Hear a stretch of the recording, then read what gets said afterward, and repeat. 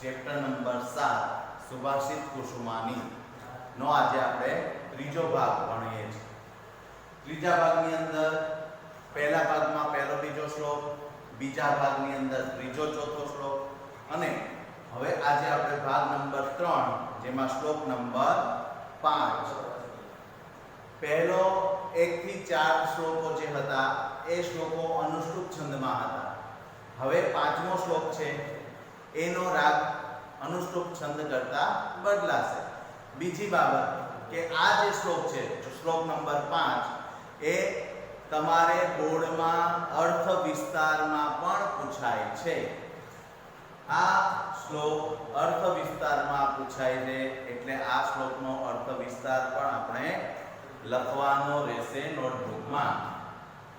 અર્થ વિસ્તાર કેવી રીતે કરવો એ બાબતની ચર્ચા આપણે કરીશું, પણ પેલા શ્લોકને સારી રીતે અર્થઘટન એનું કરી લઈએ, એના અર્થને સમજી લઈએ, એનો મૂળ અર્થ શું છે, એનો ભાવાર્થ શું છે એ સમજ્યા પછી આ શ્લોકને સમાજની દ્રષ્ટિએ કે સમાજની ઉપયોગિતા, આ શ્લોક કેવી રીતે સમાજને ઉપયોગ થાય છે, સમાજ માટે આ શ્લોક કેવી રીતે મદદરૂપ થાય છે એ બાબતને આપણે સમજશું, જેનાથી આપણે આ શ્લોકના અર્થ વિસ્તારને પણ સારી રીતે સમજી શકીએ। ઓકે વિદ્યાર્થી મિત્રો, તો હવે ચેપ્ટર નંબર 7 શ્લોક નંબર 5 સૌથી પહેલા શ્લોકનું ગાન કરીશું અને પછી શ્લોકને સમજીશું। યથા ચતુર્ભી કનકમ પરીક્ષતે, યથા ચતુર્ભી કનકમ પરીક્ષતે, નિઘર્ષણચ્છેદનતાપતાડને, નિઘર્ષણચ્છેદનતાપતાડને, યથા ચતુર્ભિઃ કનકમ પરીક્ષતે, નિઘર્ષણચ્છેદનતાપતાડને, તથા ચતુર્ભિઃ પુરુષં પરીક્ષતે, તથા ચતુર્ભિઃ પુરુષં પરીક્ષતે, જ્ઞાનેન શીલેન ગુણેન કર્મણા, શ્રુતેન શીલેન ગુણેન કર્મણા।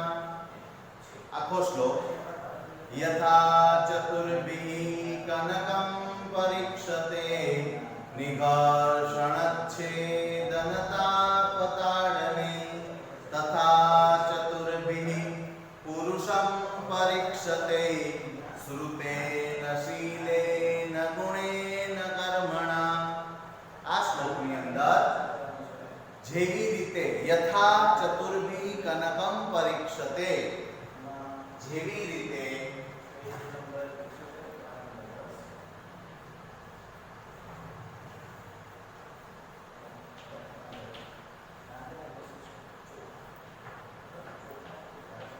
ચતુર્ભિઃ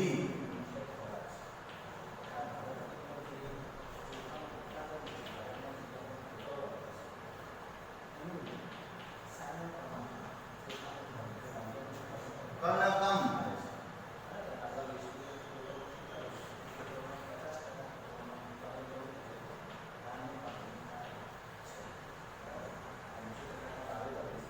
પરીક્ષતે,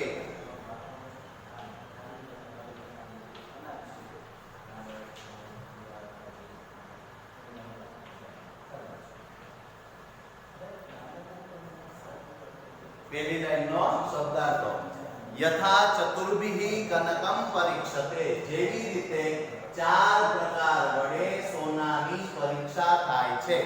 કયા કયા 4 પ્રકાર? નિઘર્ષણમ,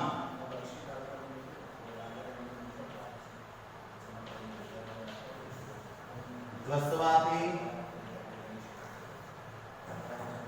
છેદન,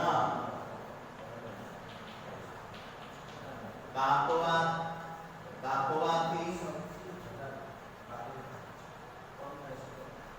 તાપન, બાળવાથી,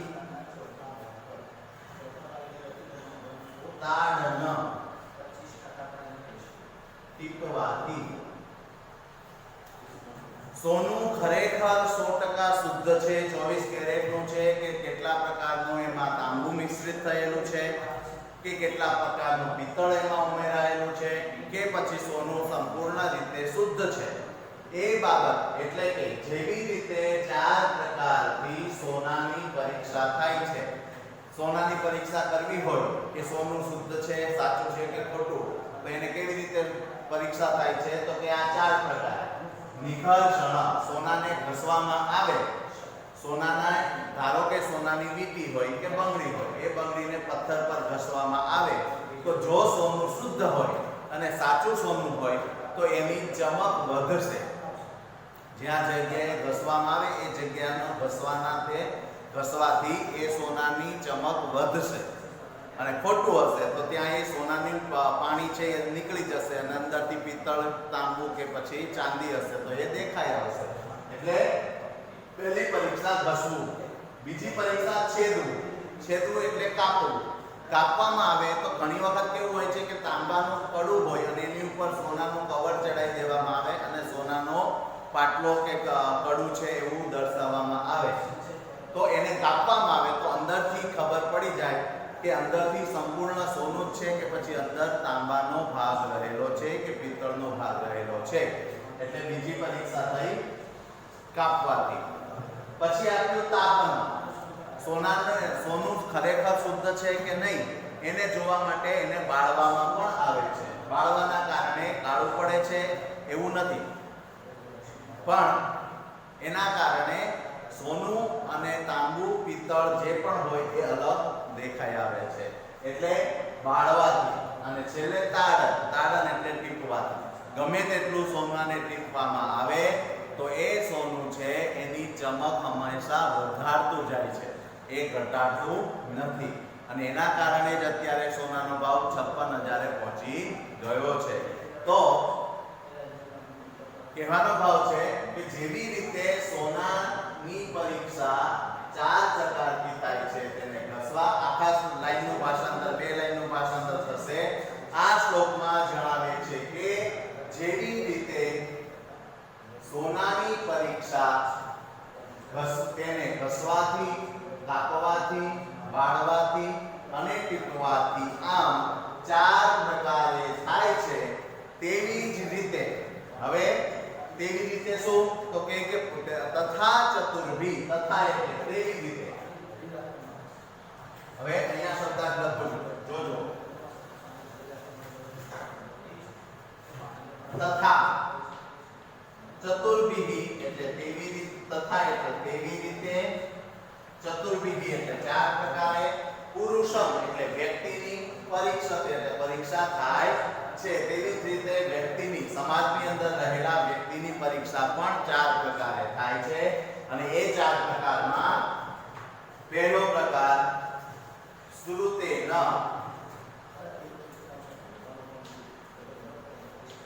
શ્રુતેન એટલે જ્ઞાન વડે. શ્રુતેન, જનેન, જ્ઞાનેન. આ બધી કઈ થઈ? થી થકી વડે તૃતીયા વિભક્તિ. તૃતીયા વિભક્તિ એક વચન. જનેન, શ્રુતેન. તથા ચતુર્ભી પુરુષમ પરીક્ષતે શ્રુતેન. બીજું આપ્યું શીલેન. શીલેન એટલે ચારિત્ર્ય, વ્યક્તિનું કેરેક્ટર, વ્યક્તિનું ચારિત્ર્ય. શ્રુતેન શીલેન ગુણેન.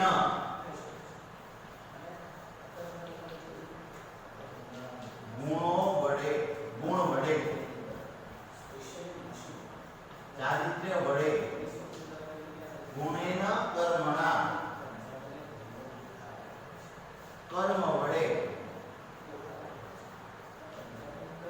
4 પ્રકારે જેવી રીતે સોનાની પરીક્ષા થાય છે, ટીપવાથી, ઘસવાથી, બાળવાથી અને કાપવાથી, તેવી રીતે સમાજની અંદર પુરુષમ પરીક્ષતે, તેવી જ રીતે 4 પ્રકારે સમાજમાં રહેલા વ્યક્તિઓની પરીક્ષા થાય છે. જ્ઞાનેન એટલે કે શ્રુતેન, જ્ઞાન વડે, એ જ્ઞાની છે એના ઉપરથી એની પરીક્ષા થઈ શકે. શીલેન એના કેરેક્ટર ઉપરથી, ચારિત્ર્ય ઉપરથી એની પરીક્ષા થઈ શકે, ગુણેન એના ગુણો વડે એની પરીક્ષા થઈ શકે, અને કર્મણા એના કર્મ વડે, વ્યક્તિના કર્મ વડે પણ વ્યક્તિની પરીક્ષા થઈ શકે છે. આખા શ્લોકનું ભાષાંતર થશે. સાંભળજો કે આ શ્લોકમાં જણાવે છે કે જેવી રીતે સોનાની પરીક્ષા તેને ઘસવાથી, કાપવાથી, બાળવાથી અને ટીપવાથી આમ 4 પ્રકારે થાય છે, તેવી જ રીતે સમાજમાં રહેલા વ્યક્તિની પરીક્ષા પણ તેના જ્ઞાન વડે, ચારિત્ર્ય વડે, ગુણ વડે અને કર્મ વડે આ 4 પ્રકારે પણ થાય છે. ખ્યાલ આવી ગયો? તો આ વાત થઈ આપણે શ્લોક નંબર 5. ખ્યાલ આવી ગયો? હવે વાત કરું છું કે આ શ્લોકને અર્થ વિસ્તારમાં સમજવાનો છે. અત્યારે આપણે માત્ર ને માત્ર મારો વિચાર છે કે આ શ્લોકના અર્થ વિસ્તારની સાથે સમજીએ. તો સૌથી પહેલા તો અર્થ વિસ્તાર આપણે કરતા હોઈએ ત્યારે અર્થ વિસ્તારમાં સૌથી પહેલા પ્રસ્તાવના આવે. તો પ્રસ્તાવનાની અંદર સુભાષિતનું મહત્વ, સુભાષિતનો સમાજમાં સુભાષિતોની જરૂરિયાત, સુભાષિતો દ્વારા વ્યક્તિઓ કેવી રીતે જીવનને સફળ કરી શકે છે, સંસ્કૃત ભાષાનું મહત્વ, સંસ્કૃત ભાષામાં રહેલા સુભાષિતોનું મહત્વ, આ એની પ્રસ્તાવના છે. પછી આપણે શ્લોક લખવાનો. શ્લોક મૂળ પેપરમાં આપ્યો હશે, પણ આપણે પ્રશ્નપત્રમાં પણ આપ્યો હોય, પણ છતાંય આપણે અર્થ વિસ્તાર કરતા હોઈએ ત્યારે પ્રસ્તાવના, પછી શ્લોક, પછી શ્લોકનો મૂળ અર્થ એટલે કે ભાષાંતર, જે આપણે અત્યારે કર્યું એ ભાષાંતર થયા પછી અર્થ વિસ્તારની શરૂઆત કરવાની, અને અર્થ વિસ્તારમાં મુખ્ય આપણે બાબતને આ બાબતોને સમજાવવાની છે. કેવી રીતે? તો કે સૌથી પહેલા તો આની વાત કરી દઈએ કે સોનાની પરીક્ષા આ 4 પ્રકારે થાય છે. તેવી જ રીતે સમાજમાં રહેલા સારા વ્યક્તિઓની કે સમાજમાં રહેલા દરેક વ્યક્તિની પરીક્ષા પણ આવા 4 પ્રકારે થઈ શકે છે. જેમાં સૌથી પહેલા જ્ઞાન. તો કે જ્ઞાન વ્યક્તિની પરીક્ષા કરવામાં સૌથી મહત્વનો પાયો છે. શું કામ? તો કે જ્ઞાન વડે જ વ્યક્તિની પરીક્ષા યોગ્ય રીતે કરી શકીએ છીએ. જો વ્યક્તિ જ્ઞાની હશે તો એ વ્યક્તિને જ્ઞાન એ વ્યક્તિને જીવન જીવવામાં સૌથી વધારે મદદરૂપ થાય છે. જે માણસ અજ્ઞાની રહે છે તે જીવનમાં દર ભટકતો રહે છે. એમ કરી અને આપણે એને જ્ઞાનનું મહત્વ દર્શાવી શકીએ, જ્ઞાનની વચ્ચે પંક્તિઓ પણ મૂકી શકીએ. આવી રીતે જ્ઞાનની ચર્ચા એક પેરેગ્રાફમાં કર્યા પછી ચારિત્ર્ય. તો કે ચારિત્ર્ય એટલે કે કેરેક્ટર, વ્યક્તિનું કેરેક્ટર એ જ એનો સૌથી મહત્વનો ઘરેણું છે. જેવી રીતે માણસ કેરેક્ટરથી જ સમાજમાં પ્રતિષ્ઠા મેળવે છે. ગમે તેટલો જ્ઞાની વ્યક્તિ હશે, ગમે તેટલો મોટો પૈસાદાર વ્યક્તિ હશે, પણ એનું ચારિત્ર્યહીન વ્યક્તિ હશે તો સમાજમાં એનું કોઈ માન રહેશે નહીં. એવી રીતે ચારિત્ર્યની વાત કરવાની, વચ્ચે વચ્ચે પંક્તિઓ કોઈ ચારિત્ર્યની આવડતી હોય તો એ મૂકવાની. જેવી રીતે આ જ્ઞાનમાં મૂકી શકીએ કે ભાઈ જ્ઞાની સે જ્ઞાની મિલે કરે જ્ઞાન કી બાત, બસ પછી પાછળની પંક્તિ લખવાની જરૂર નથી, એક પંક્તિ જ લખીએ. પછી આ પેરેગ્રાફની અંદર, ચારિત્ર્ય વાળા પેરેગ્રાફની અંદર આપણે લખી શકીએ કે character is the most important part of life. તો કે ચારિત્ર્ય એ વ્યક્તિના જીવનનો ઉત્તમ પાર્ટ છે, ભાગ છે. પછી ગુણેન, ગુણા પૂજા સ્થાનમ ગુણીસુ ન ચ લિંગમ ન ચ વય. ઉત્તરામ ચરિત્રમની અંદર ભવભૂતિએ સીતાજી માટે આ પંક્તિ વાપરી હતી કે ગુણા પૂજા સ્થાનમ ગુણીસુ ન ચ લિંગમ ન ચ વય. વ્યક્તિના ગુણો જ પૂજવા લાયક હોય છે, નહીં કે તેની ઉંમર કે તેની જાતિ. ખ્યાલ આવી ગયો? એટલે ગુણની કે ગુણવાન વ્યક્તિઓ હોય એ જ સમાજમાં માન સન્માન પ્રતિષ્ઠા મેળવી શકે છે, જીવનને સારી રીતે જીવી શકે છે. અને છેલ્લે કર્મણા, કર્મ વ્યક્તિના જરૂરી છે. જેવા કર્મો હોય છે તેવું ફળ મેળવે છે. ગીતાજીની અંદર કીધું છે કર્મણ્યેવાધિકારસ્તે મા ફલેષુ કદાચન મા કર્મ ફલ હેતુર્ભુર માતે સંગોસ્ત્વ કર્મણિ. કર્મનું મહત્વ ગીતાજીની અંદર ભગવાન કૃષ્ણએ પણ સમજાવ્યું હતું. અર્જુન જ્યારે મહાભારતના યુદ્ધની અંદર સામે પોતાના સગા સંબંધીઓને જોઈ અને હથિયાર મૂકી દે છે ત્યારે ભગવાન કૃષ્ણ એને કર્મ વિશે સમજાવે છે કે કર્મ કરવું એ દરેક વ્યક્તિની ફરજ છે અને એ કર્મના ફળની આશા રાખાય નહીં, પણ કર્મ એ વ્યક્તિના કયા કર્મો છે, કેવા કર્મો છે, એના ઉપરથી પણ વ્યક્તિને આપણે ઓળખી શકીએ છીએ. આવી રીતે અર્થ વિસ્તાર લખી અને સરસ રીતે પછી એને અંતમાં એનો આપણે અર્થ વિસ્તાર લખ્યા પછી છેલ્લે ઉપસંહાર સાર લખી અને આપણે અર્થ વિસ્તાર પૂર્ણ કરી શકીએ છીએ. આના 3 માર્ક્સ છે. અર્થ વિસ્તાર બીજો શ્લોક જે હતો વૃક્ષવાળો